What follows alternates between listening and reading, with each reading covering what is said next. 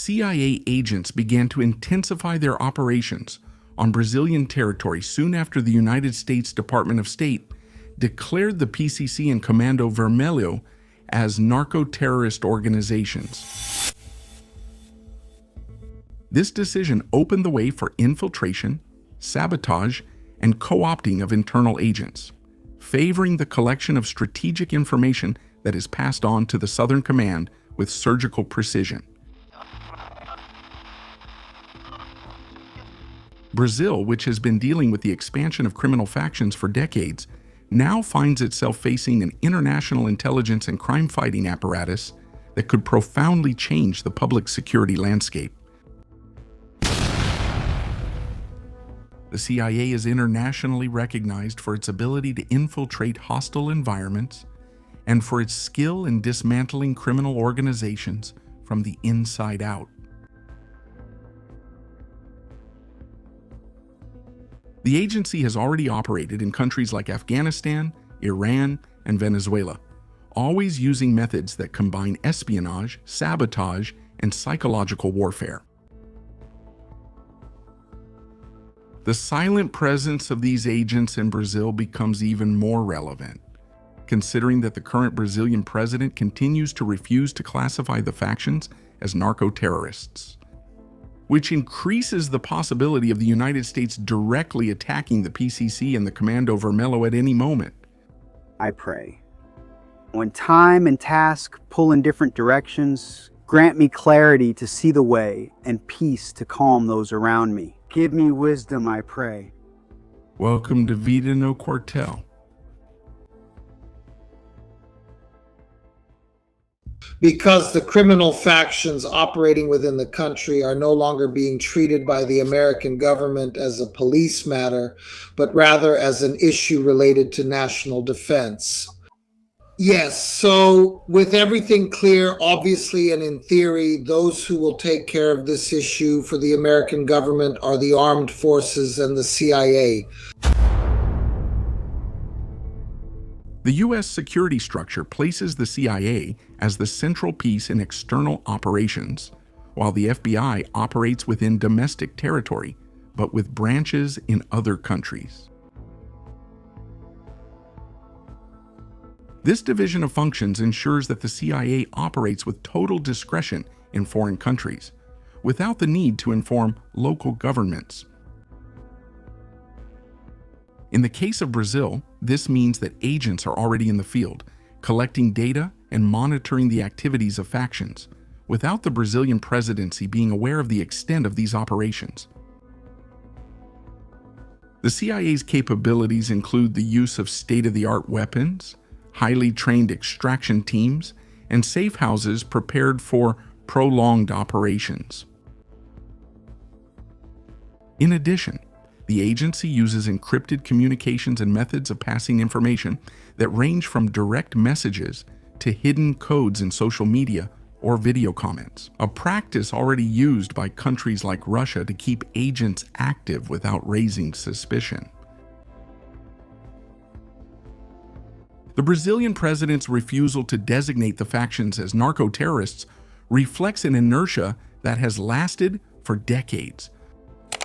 That Marco Rubio said that the United States said that our criminals here are terrorists and that Americans can intervene. Through fear, terror, and of course territorial occupation, the Comando Vermelho manages, through intimidation, to exert power in these peripheral areas. That's the source of Comando Vermelho's power today. Not only from its firepower, the number of rifles, not only from the amount of marijuana and cocaine that actually represents very little of the Comando Vermelho's profits today. No national government in the last 50 years has made an effort to define Brazilian factions as narco-terrorists in order to toughen laws and penalties, and also to give greater legitimacy to the actions of the police and the armed forces. Meanwhile, the military power and operational capability of the Brazilian armed forces remain confined to their barracks, not being directly used in the fight against organized crime, wasting a capacity that could be decisive.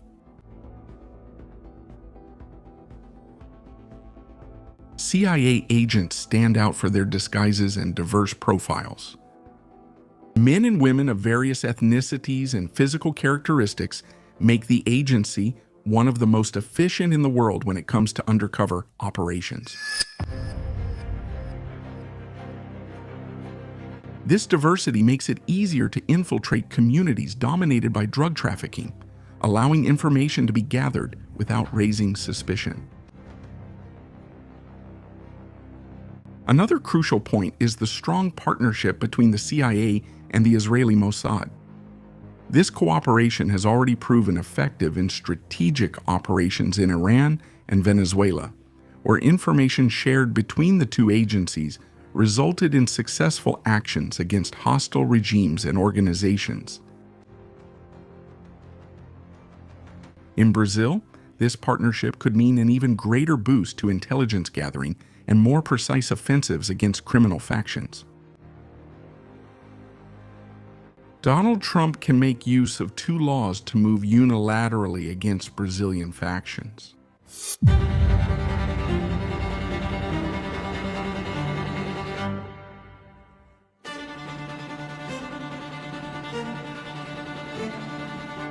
The RICO Act, created to fight the American mafia, allows for prosecuting organizations involved in ongoing crimes such as corruption, money laundering, and trafficking.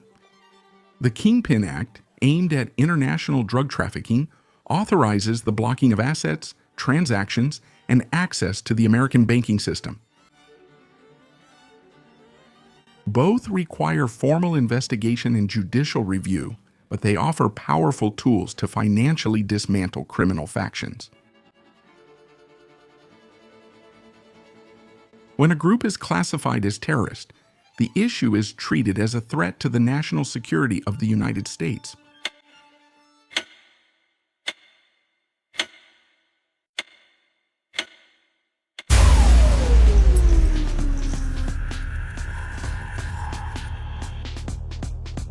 If Brazil insists on defining PCC and Comando Vermelho only as criminal organizations, while the White House sees them as terrorists, a disagreement arises that could lead the FBI to withdraw from cooperation with Brazil and leave the matter exclusively in the hands of the CIA.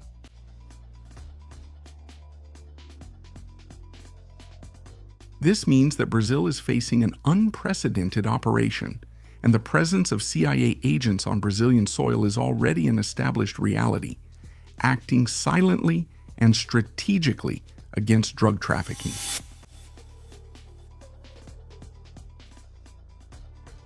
CIA field agents operate without carrying weapons precisely so they won't be identified and can pass themselves off as local citizens or even tourists in areas controlled by the factions. This low-profile strategy ensures greater freedom of movement and reduces the risk of raising suspicion during information gathering. The extraction team, on the other hand, remains on constant standby, ready to rescue agents who are discovered or whose cover has been compromised. These units are equipped with sophisticated weaponry, such as precision rifles, compact submachine guns, high-performance pistols, as well as tactical equipment like night vision goggles, reconnaissance drones, and low-profile armored vehicles.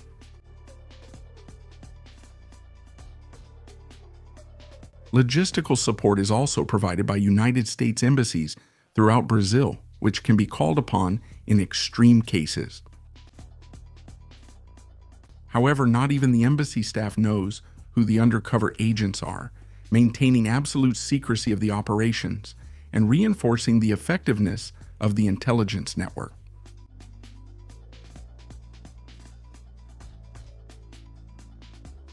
Brazil is facing an unprecedented advance, and an attack operation against these cowards who terrorize the Brazilian people could happen at any moment.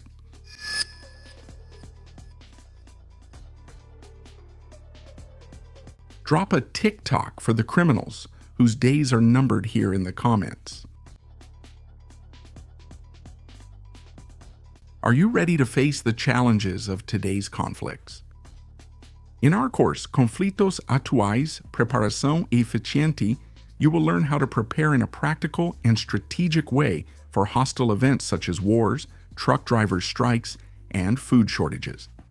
With text and video lessons, you will understand the causes of major global conflicts and discover how to prepare effectively for any crisis scenario. In addition to purchasing the course for a symbolic price, you also strengthen the Vida No Quartel community and help maintain the continuity of our activities. By clicking the link in the description or the pinned comment, you will go straight to the Conflitos Atuais Preparação Eficiente course, and you can start your preparation to face hostile scenarios right away. Here at Vida No Quartel, you stay up to date with everything happening in the military world. Leave your like, subscribe, and watch the videos that are appearing on your screen. Onward, fighters! See you next time.